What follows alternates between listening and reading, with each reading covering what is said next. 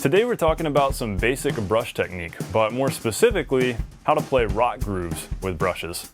This is extremely applicable since most opportunities to play brushes actually arise on rock or pop gigs when we're constrained to a small room. Being able to take a traditionally louder song and make it work on brushes is really a valuable skill to have. We're going to go through 3 steps today that all tie together to help you improve your brush game.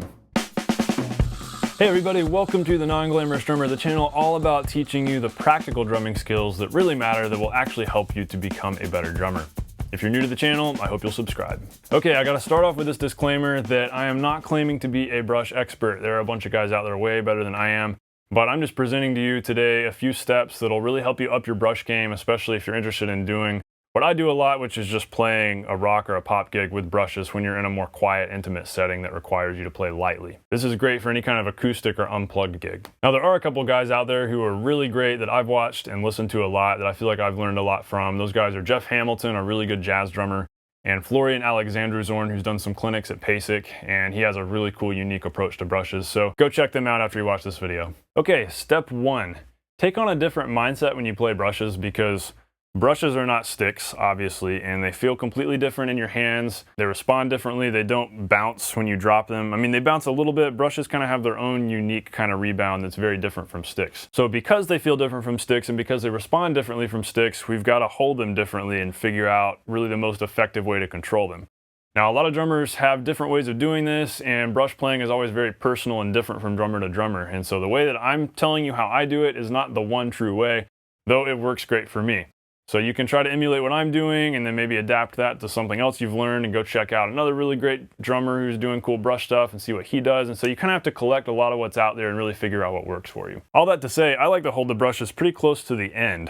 I'm not holding them way up here. I feel like I can get more motion with them holding them close to the end, which is fine because since they're flexible, we don't have energy going down the brush and, up our arm like we would if we were playing with sticks.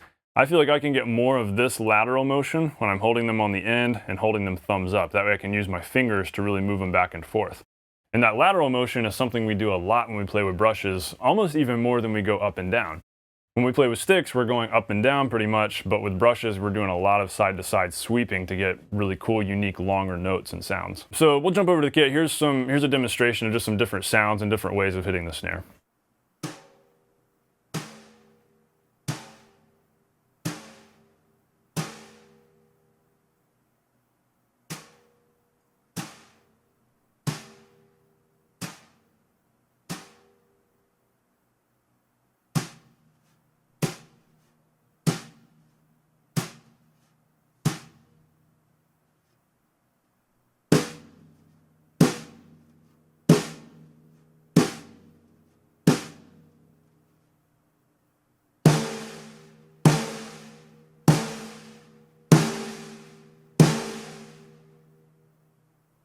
Step 2, brushes have a massive dynamic range, so take advantage of that. Yeah, sticks have a big dynamic range too, and they can get really loud, but sticks can only go so quiet, really. Whereas brushes, you can literally go so quiet as to do a fade out. You can be playing on the snare and gradually get quieter and quieter until it fades to nothing. And on top of that, you can actually get really loud. If you play a rim shot on the snare with a brush, it's probably about as loud as hitting the snare with a stick in the middle. You can also get a solid cymbal crash when you utilize the handle of the brush to hit the cymbal. That's going to depend a little on what kind of brushes you have and what the handles are made of, but these are the Vic Firth Heritage. Yeah, I think these are the Vic Firth Heritage brush. Purple rubber handle, and they actually work pretty well for playing a good cymbal crash too.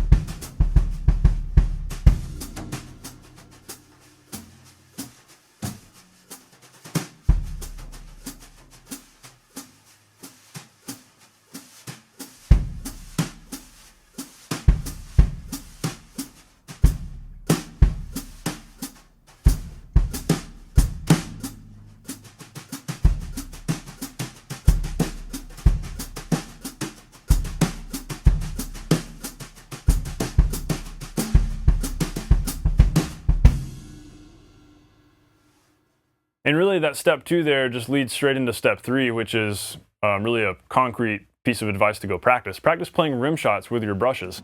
And don't just do that on the snare, also practice playing the rim shots on the toms. Practice navigating around the kit, like playing a roll around the kit, just playing rim shots on every drum. I know that sounds kind of weird, and it kind of goes against what we've always been taught, that rim shots are cool on the snare, but you can't do rim shots on the toms.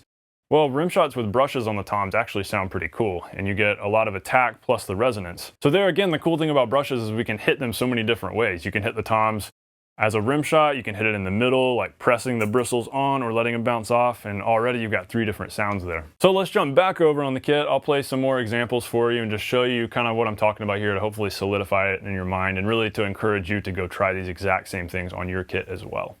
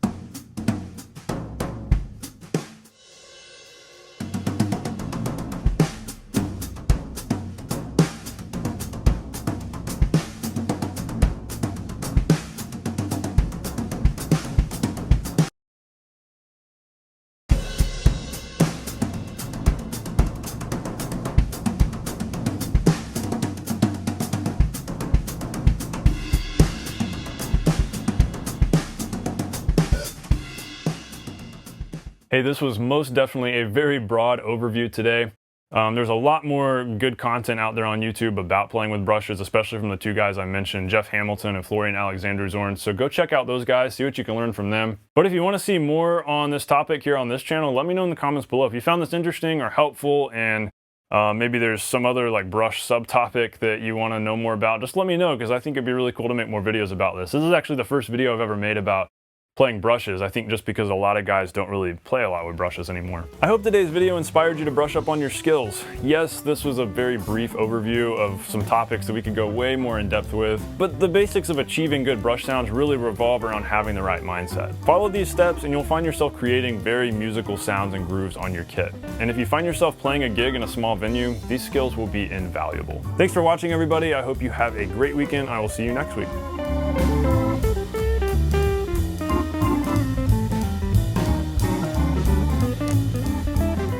Purple rubber handle, and